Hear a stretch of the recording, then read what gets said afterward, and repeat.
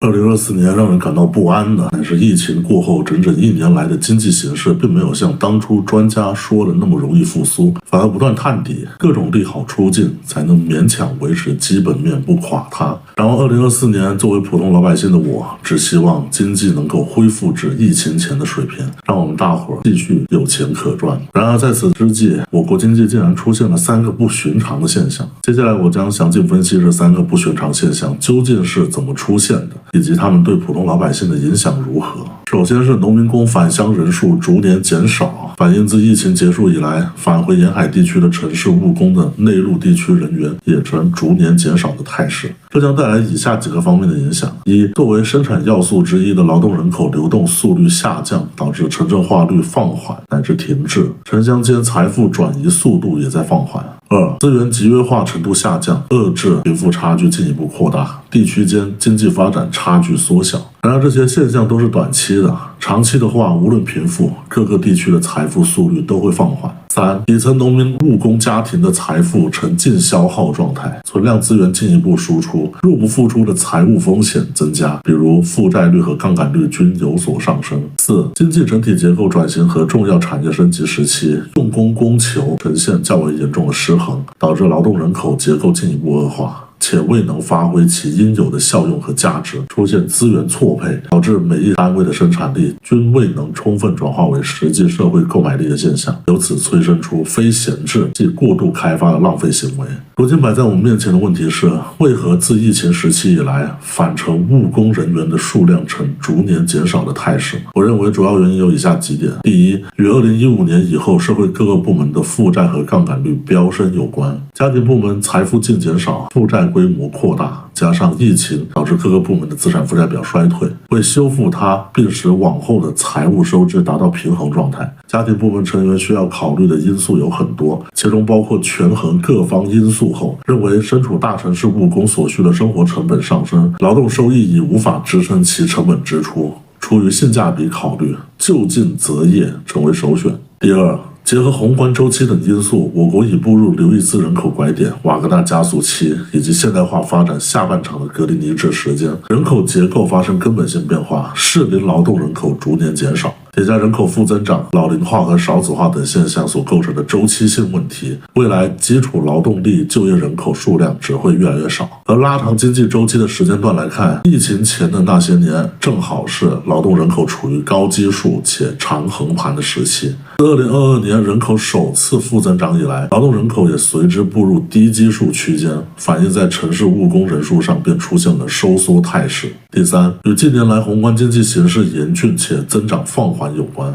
3驾马车的熄火，经济增长的新动能不足，造成行业创富能力不足，就业岗位相继消失，充分就业率下滑，反映在最底层的农民工劳动力上，导致其显性或隐性失业。随着各行各业都在经济不景气的大环境下承压，就业流动性自然出现从上到下的碾压式传导。比如原本学历较高的人受聘于高薪职位，却因企业主体的降本增效而化为泡影，只能往下传导，即退而求其次，由此挤占原本应属于农民工的底端职业生态位。农民工被迫回乡，也选择退而求其次，寻找更加底端的工作，导致整个社会陷入就业内卷，薪资增长速度放缓，但货币供应量始终维持高位的滞胀泥潭，对解决经济整体的结构性问题而言毫无益处。其次，根据官方公布的数据显示，居民部门里家庭净储蓄呈结构性高企的现状。可是为何现实里越来越多人对商品的价格感到敏感，并且日常生活越发精打细算呢？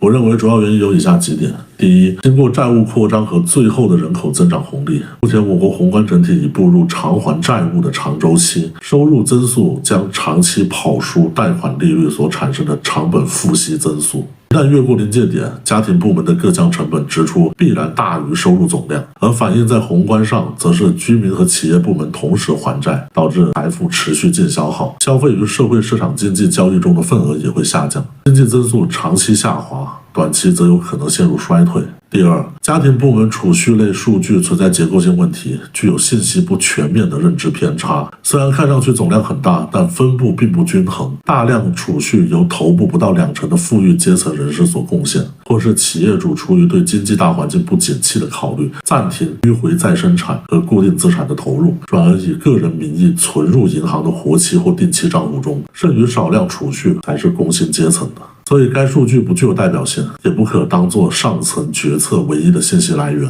第三，过往经济发展的出口导向型、内部房产和基建开发项目等货币化配置资产的模式已难以为继。到全球一体化秩序的瓦解、全球制造产业供求价值链的重塑以及国际分工合作体系的终止，则是导致过往经济发展模式不可持续的3大核心因素。而过往那套模式强调我方是生产供给端，即名副其实的世界工厂，得益于地大物博的要素资源禀赋优势和诸多待开发领域的发展红利，形成规模庞大的生产供给、商品制造、物流运输3位于一体的产能输出能力，足以供应全球绝大多数国家和地区的物质需求，支撑起全球经贸交易市场的半边天，乃至占据更多的份额。然而今时不同往日，随着我国进出口份额占全球主要消费需求市场的比重下滑，出口商品增量也在下降，造成国内产能出现较为严重的过剩现象。作用于供给端，生产企业的去化周期上升，库存成本上升，为降本增效以挨过经济寒冬，大量上下游供应链行业的经营企业纷纷选择优化职员的措施，重整企业内部的管理结构，更趋于良性的健康发展。如此一来，导致居民部门的初次收入分配，也就是劳务薪资或相关报酬占总收入的比重有所下滑。由于家庭净财富或净储蓄还得用于日常生活的刚需支出项目，居民部门始终处于财富净消耗的不良状态中。至于作用在需求端上，则出现企业为保障利润能够基本覆盖成本的原则，也就是以不做亏本买卖为经营的底线，将临期商品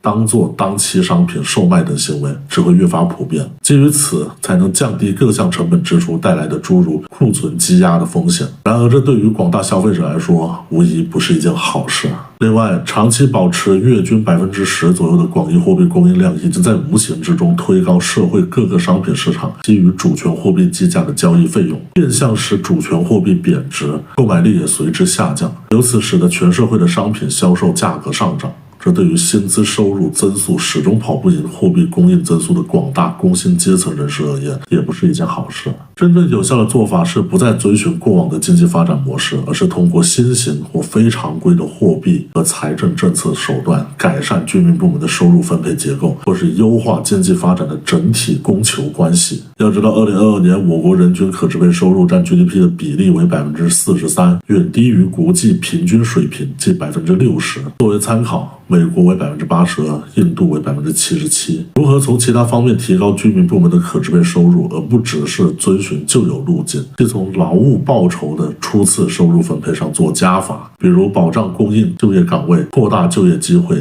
增加就业培训等等，还得从资产收入所得和社保收入所得上做加法，以及在过往传统城市化建设型投资项目上做减法才行。具体做法是壮大民营经济，激发市场经济、资本市场的活力，盘活国储流动性以充实社保基金，减少低效甚至无效的基建或商品房投资开发项目等等。再来，疫情结束后，越来越多人觉得花钱容易赚钱难，而且赚钱的速度越来越慢了。消费降级倒不是对老百姓的影响最大的事情，充其量是经济不景气的结果，而非原因。真正的原因是全社会的投资回报率长期下行，即投资呈边际效用递减的趋势无法被改变，人们称之为投资降速。诸如降薪裁员、地摊经济火爆、淄博烧烤、哈尔滨旅游、特种兵式旅游等现象反映在文旅数据上，虽然出行人数增多，但消费金额却在下降，主打一个性价比的旅行。另外，随着出国旅游人数的减少，奢侈品、日常消费品、耐用品遭遇销量的同比下跌，反映如今的经济下行并非结构性，而是全局性问题，即从 K 型分化的复苏态势转变为 L 型的普遍化特征。